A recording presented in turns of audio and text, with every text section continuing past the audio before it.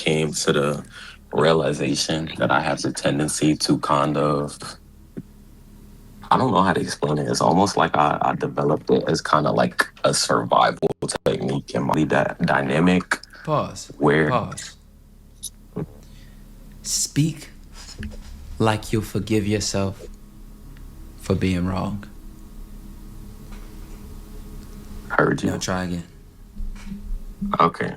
So I definitely developed this as a survival technique. Um, I'm the youngest of four siblings. I feel like in my family, I kind of saw a certain dynamic where I Here go guess kinda. Man, the call it what it is. Do you believe what you're saying or not? yeah Do the you trust what you're saying to be true to you or not?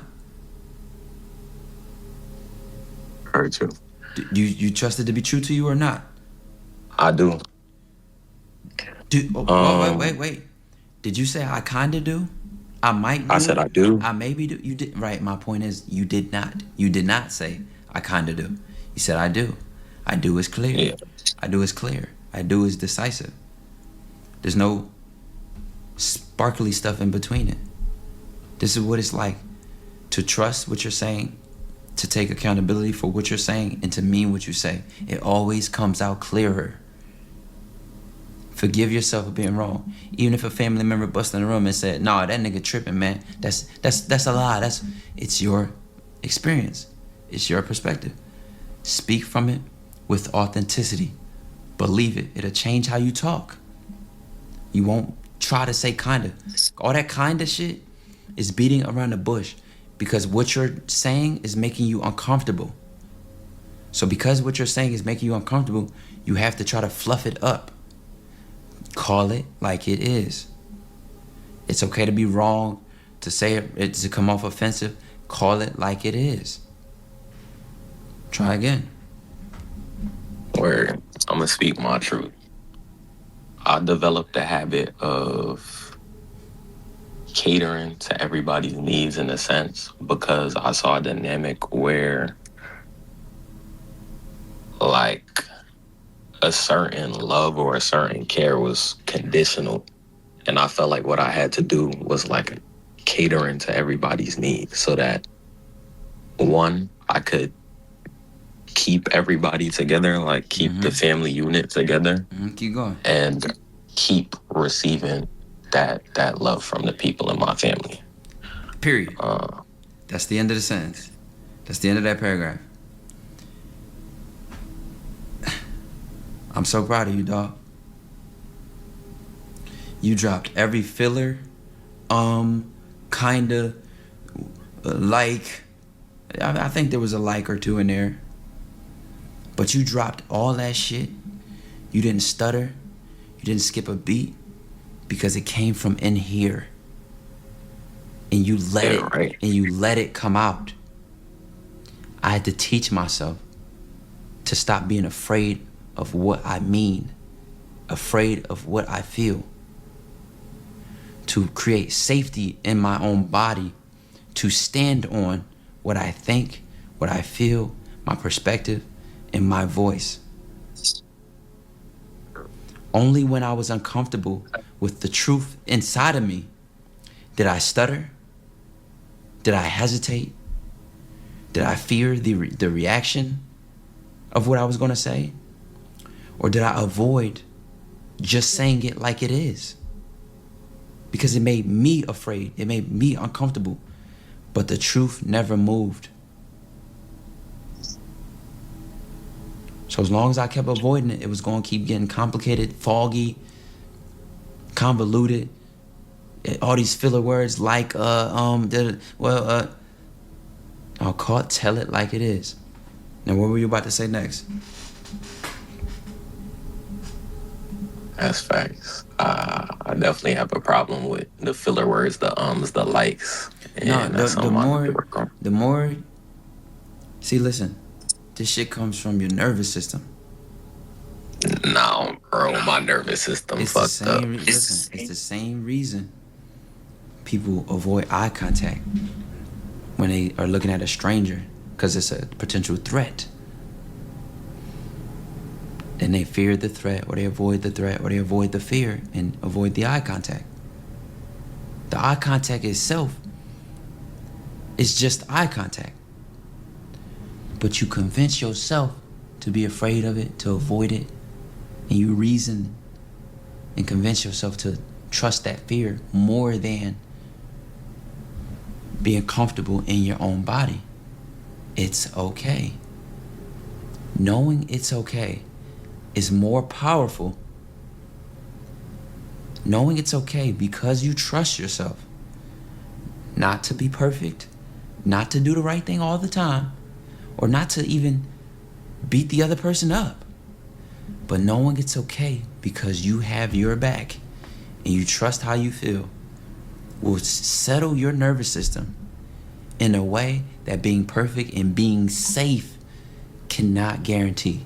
You have to ensure safety in your own body, in your own feelings, in your own self, so you can execute and express what is already there and it can flow out of you. Not try to block it, close it off, try to make it softer than what it is, try to dampen it. What's the softest way an elephant can fall on you? Hard as shit. It will always weigh 2 tons. It will always be 2,000 pounds or 4,000. I don't know how much elephants weigh. I'm not a dictionary or I don't know. It will always be heavy as shit. That's your inner truth. Stop making an elephant tiptoe. It will never be soft. It will never be weak. If somebody reacts uncomfortably, if somebody reacts and it's the shit you afraid of, if they get offended, angry, sad, mad, happy, they are also allowed to feel that way. Just as much as you are allowed to feel your truth. An elephant will never be light. I get this from conversations I've had with my parents where I've hesitated to tell them how I feel or what I'm thinking. And I bit my tongue. And I didn't express myself clearly because it made me uncomfortable emotionally. It was tense. It was easier not to speak up or not to tell it like it is. But that elephant never went anywhere. And where do you think the weight of that elephant goes? I hold on to that. On you. Yeah. Clear your conscience, brother. Word.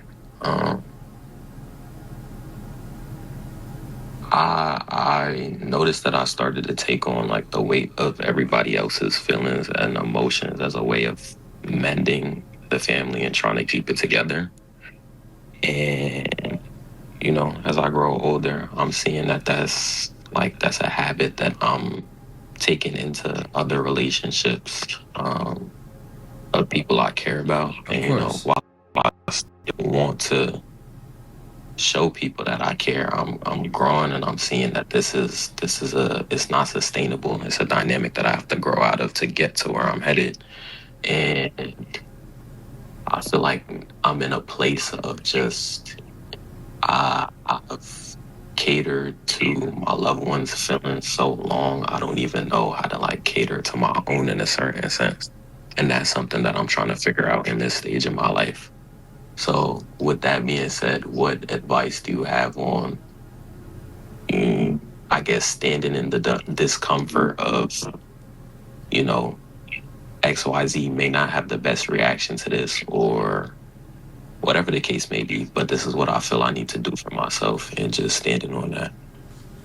I tell you what.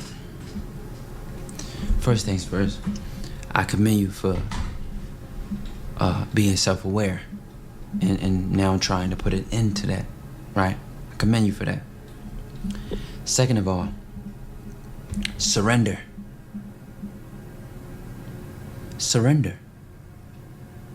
That's the first thing you can do. Surrender. Holding everything together, managing their reaction and their emotions, maintaining the relationship, forcing it to be one way is not a responsibility that I was ever meant to have. I took it on. I got good at it. But I was never meant to have it. Because the more the truth makes me uncomfortable, the more I want to let go of that dynamic of the relationship. The more I mature, the more I grow.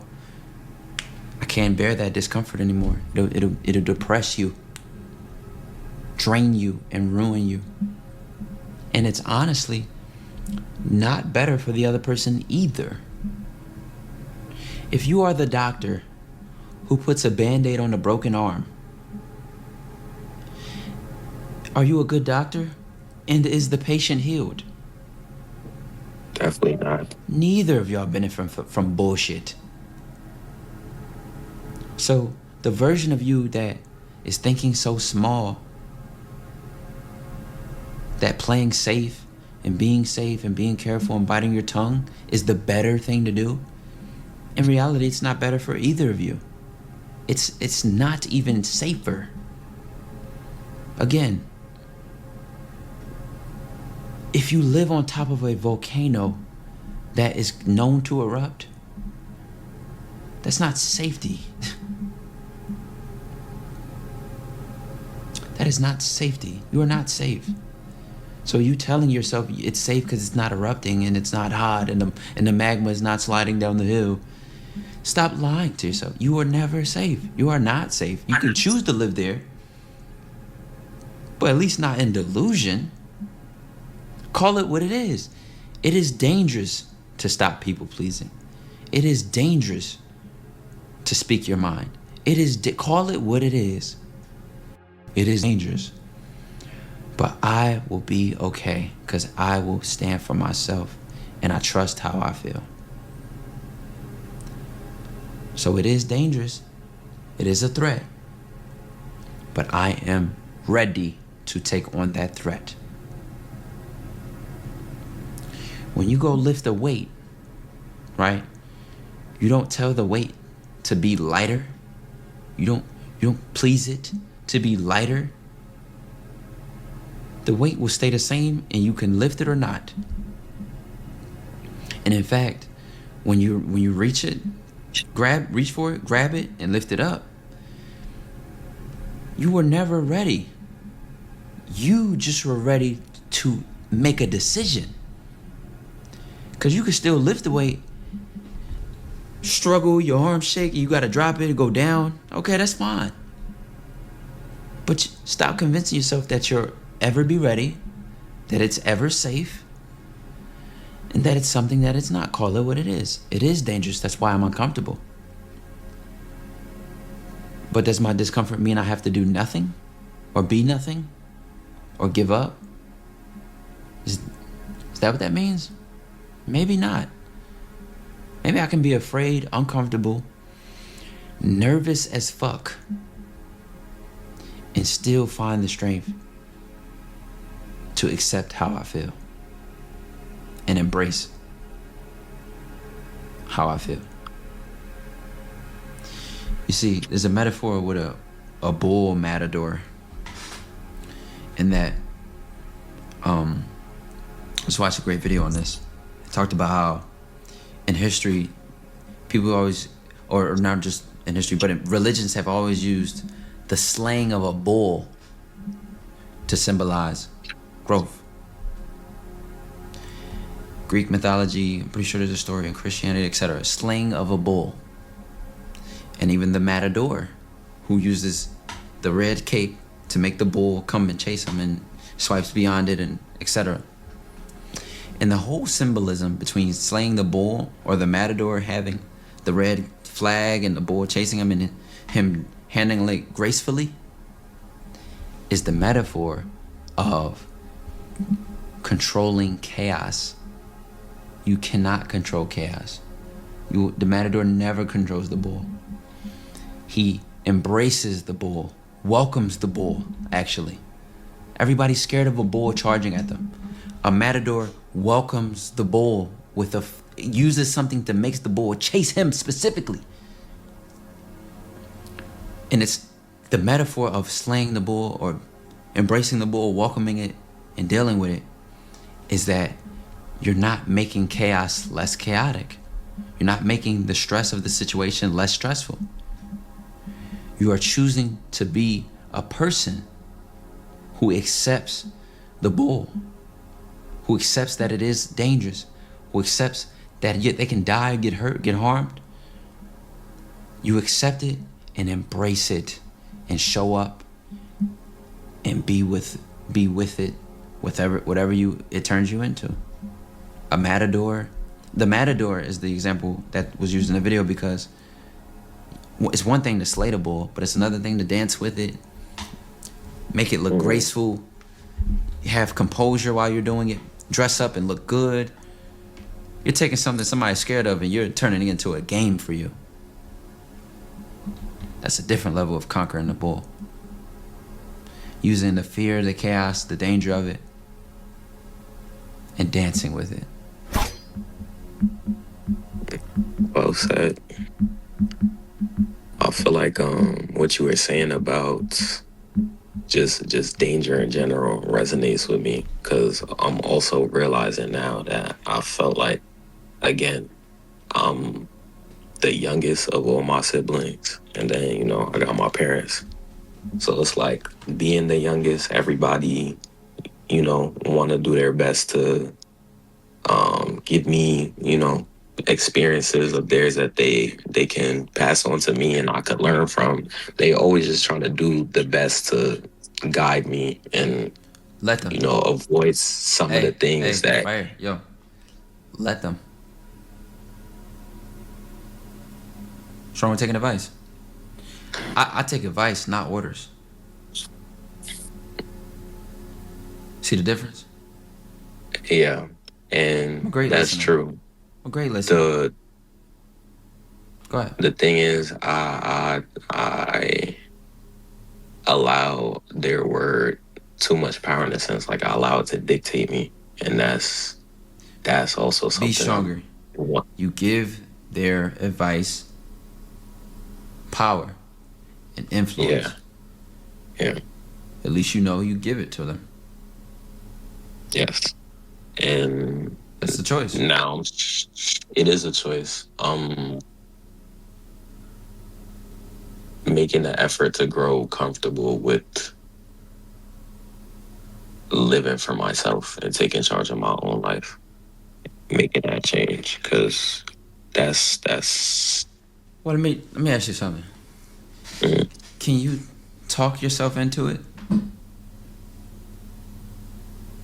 What you mean? Will contemplating it, thinking about it, and talking about it do it? No, just doing it will. Keep in mind, you're not looking to understand what you're doing. You know exactly why you want to do what you want to do.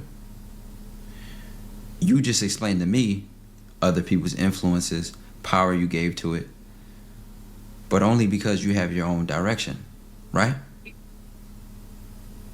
You broke up only because I have my own direction. Yeah. Right.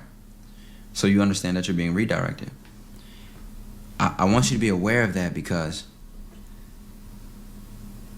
there's times in my life where I've looked for advice, guidance, direction. And I started to ask myself, what if it's me? What if I'm the only one who can figure it out? What if I'm the only one who can handle it? What if I'm the only one who can do it? So me looking for somebody and waiting for somebody, they will never show up.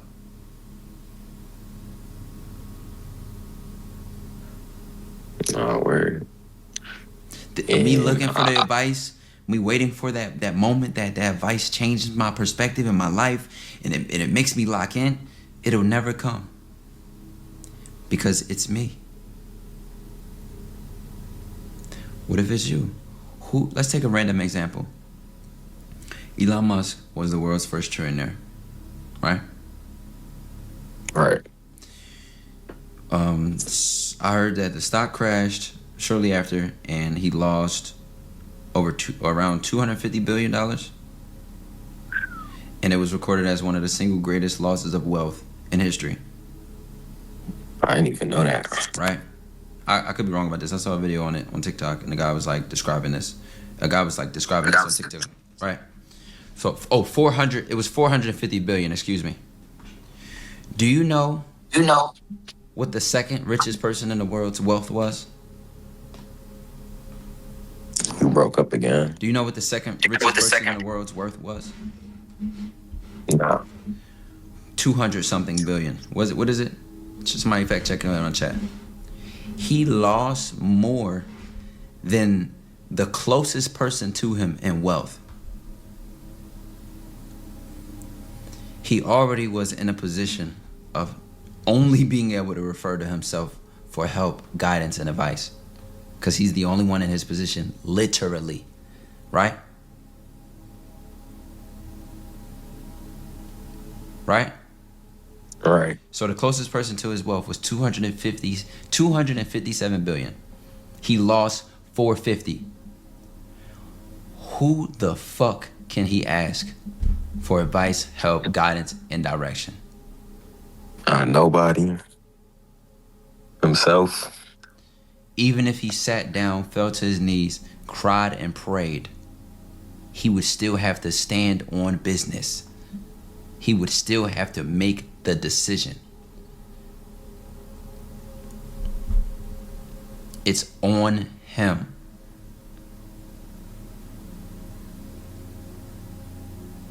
So, your life, your choices, your options, your desire, your ambition, your goals, your purpose, your feeling of being lost, your judgment of yourself. What if it's you? What if only you has the answer? How long will it take you to go outside and find it?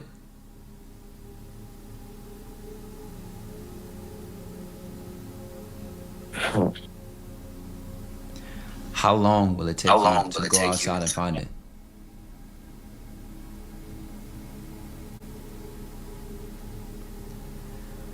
Forever. You never will. And it'll be a constant loop of looking, searching, reaching. It was never there to begin with.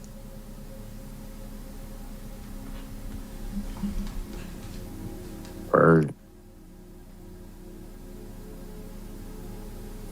So who you looking for? Who's gonna validate you? Who's gonna pull their crystal ball out, show you your future, and say, yeah, this is the right thing to do? Ain't nobody do that. Just gotta do what feels right to me. Commit to what you believe. A decision is one thing. A decision is one thing. Commitment is sacrifice, change, action, endurance, perseverance. Like, commitment is surrendering everything. I won't even allow myself to convince myself that I'm too tired to do it because I'm committed. I won't even allow myself the option to pick and choose how and when and where to show up. I feel the thoughts trying to trick me to do it, but I wouldn't be committed if I allowed them to get between me and my purpose. Nah, that's heavy. I feel you though, for sure.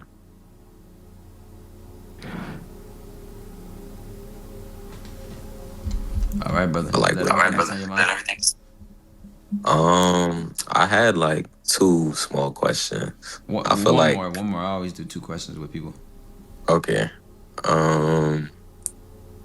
If I wanted like more consistent calls on Patreon, how would I go about signing up for that? Or The highest tier, I only do 2 per cycle per month.